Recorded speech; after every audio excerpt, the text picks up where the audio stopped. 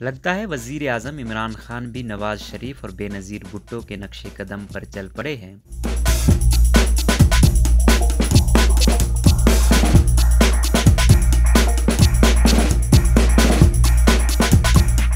مئی 1999 میں وزیر اعظم بے نظیر بھٹو نے اس وقت کے طاقتور ISI چیف جنرل حمید گل کو عہدے سے ہٹا کر ایک ریٹائرڈ جنرل شمس الرحمان کلو کو ISI کی سربراہی سونپی۔ جنرل کلو پیپلز پارٹی کی طرف واضح اور گہرا جھکاؤ رکھتے تھے، بے نظیر بھٹو کے فیورٹ تھے، جبکہ سابق آرمی چیف جنرل ضیاء الحق کے ماتوب تھے۔ جنرل ضیاء نے اس وقت جنرل شمس الرحمان کلو کو جبری ریٹائر کر دیا جب انہوں نے جنرل ضیاء کو صدر ہوتے ہوئے آرمی چیف کی وردی اتارنے کا مشورہ دیا تھا۔ دوسری جانب جنرل حمید گل جنرل ضیاء کے پسندیدہ تھے اور اس زمانے میں افغان پالیسی کے کرتا دھرتا افغان طالبان کے ہمدرد تھے، لیکن اپنے بندے کو ISI چیف لگانا منتخب وزیر اعظم بے نظیر بھٹو کی پہلی اور نو مولود حکومت کی فاش غلطی ثابت ہوئی۔ جنرل ضیاء کی وفات کے محض ایک ہی سال کے اندر ان کے لگائے گئے حاضر سروس جنرل کو ہٹا کر اپنی مرضی کا بندہ اور ایک ریٹائرڈ جنرل کو انٹیلیجنس ایجنسی کا سربراہ لگانے سے حکومت اور فوج کے درمیان فاصلے پیدا ہوئے۔ خیال ہے کہ نتیجتاً جنرل اسلم بیگ کے ماتحت فوج میں ملٹری انٹیلیجنس یعنی MI ISI کے مقابلے میں مضبوط ہونا شروع ہوئی۔ MI کی سربراہی جنرل اسد درانی کے ہاتھ میں تھی اور دیکھتے ہی دیکھتے طاقت اور اختیارات کا توازن ایسا بدلا کہ اس وقت کی ملٹری انٹیلیجنس ISI اور سویلین انٹیلیجنس بیورو یعنی IB دونوں سے کہیں زیادہ طاقتور ہو گئی۔ ISI کی سربراہی جیسا کہ پہلے عرض کیا جنرل ریٹائر شمس الرحمان کلو کے ہاتھ میں تھی، جبکہ IB کو آصف علی زرداری کے پرانے دوست میجر ریٹائر مسعود شریف خان خٹک چلا رہے تھے۔ حالات نے اتنی تیزی سے پلٹا کھایا کہ اگلے ہی سال 1990 میں جنرل اسلم بیگ کی ماتحتی میں جنرل اسد درانی کے ذریعے بے نظیر بھٹو کی حکومت کو چلتا کر دیا گیا۔ اور ستم ظریف ہی دیکھیے کہ ISI میں اپنی مرضی کا بندہ لگانا بھی وزیر اعظم بے نظیر کو کوئی فائدہ نہ پہنچا سکا۔ فوج کے اندر بھی وزیر اعظم کے لگائے گئے ISI سربراہ کو سیاسی تعیناتی کے طور پر دیکھا جانے لگا تھا اور ایجنسی کے اندر مختلف گروہ بندیاں ہو چکی تھیں۔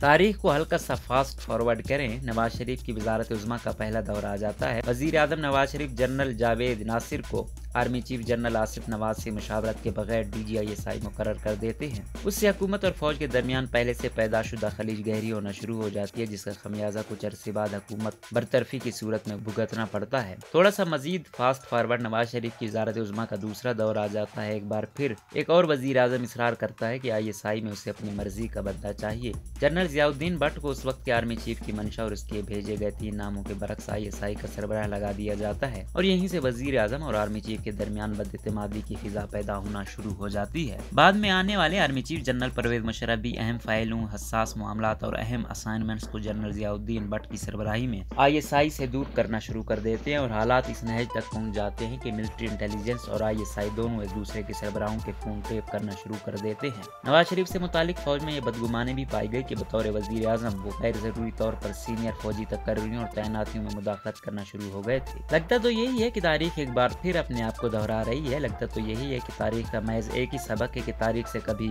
کسی نے کچھ نہیں سیکھا۔ ایک بار پھر ایک اور وزیر اعظم مصر ہے۔ کیا ISI کا سربراہ اس کی مرضی اور منشا کے مطابق ہونا چاہیے؟ کیا اس بار نتائج مختلف ہوں گے؟ کیا اس بار حالات مختلف ہیں؟ نواز شریف نے سینئر فوجی تقرریوں اور تعیناتیوں میں غیر ضروری مداخلت کر کے خود اپنے پاؤں پر کلہاڑی ماری۔ غریدہ فاروقی مزید لکھتی ہیں کہ آج بھی رولز آف بزنس تو یہی کہتے ہیں کہ فوج اور ایئر فورس نیوی سمیت کے 3 سٹار اور اس سے اوپر اور مطابقت کی تمام تقرریوں پر وزیر اعظم کے دستخط ہوں گے۔ پریکٹس بھی یہی ہوتا ہے، لیکن اگر وزیر اعظم کی مداخلت بڑھ جائے تو افواج پاکستان کا نظام بطور اداروں کی درہم برہم ہو جائے گا۔ فوج میں اعلیٰ ترقی کے لیے باقاعدہ ایک بورڈ بیٹھتا ہے جو میرٹ پر کسی بھی افسر کی پروموشن کا تعین کرتا ہے، جس نے آگے جا کر سینئر تقرریوں اور تعیناتیوں کی شکل اختیار کرنی ہوتی ہے۔ اگر 3 سٹار 4 سٹار تقرریوں پر وزیر اعظم کی مداخلت بڑھنے لگے تو فوج کے اندر کشش ثقل کا مرکز آرمی چیف کی بجائے وزیر اعظم کی سیاسی کرسی بن جائے گی، جس سے ادارے کے سیاسی تسلط کے زیر اثر ہونے کا خوفناک تاثر قائم ہو جائے گا۔ اس کے لا محالہ ملک کی سلامتی پر سنگین اثرات مرتب ہوں گے۔ ایسی صورت میں افسران کی ترقیوں کا مرکز بھی چیف کے بجائے سیاسی دفتر بن جائے گا اور افسران کی ترقی تقرری اور تعیناتی کا واحد ذریعہ میرٹ کے بجائے سیاسی شخصیات کی خوشنودی ٹھہرے گی۔ اس سے آپ اندازہ لگا سکتے ہیں کہ یہ سب کس قدر سنگین اثرات کا حامل ہے۔ بدقسمتی سے یہی ان عوامل میں سے ایک ہے جس نے قیام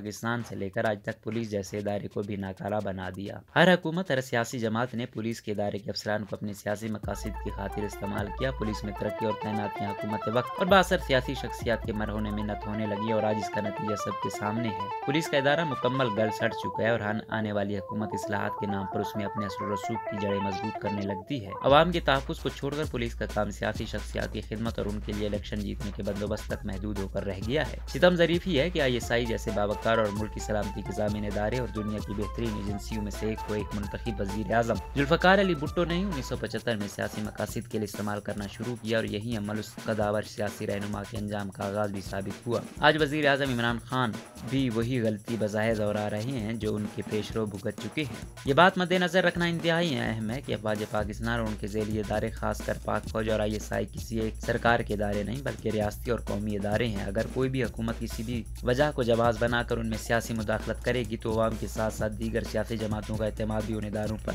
मुतज़लज़ल होगा। वज़ीर आज़म बनने के लिए इमरान खान के चंद अहम नारों में से एक नारा इदारों की मजबूती और खुद मुख्तारी का है ताकि इदारे हर किस्म के तसल्लुत से पाक होकर रियासी और अवामी फलाह के लिए एजेंडे पर काम कर सकें। लेकिन अगर इमरान खान खुद अपने दीगर वादों से यू टर्न की तरह इस अहम तरीन ओहदे से भी रूगर्दानी करेंगे तो बईद नहीं कि पेशरो मिसालों की तरह तारीख में बेफैज़ ही गर्दाने जाएं।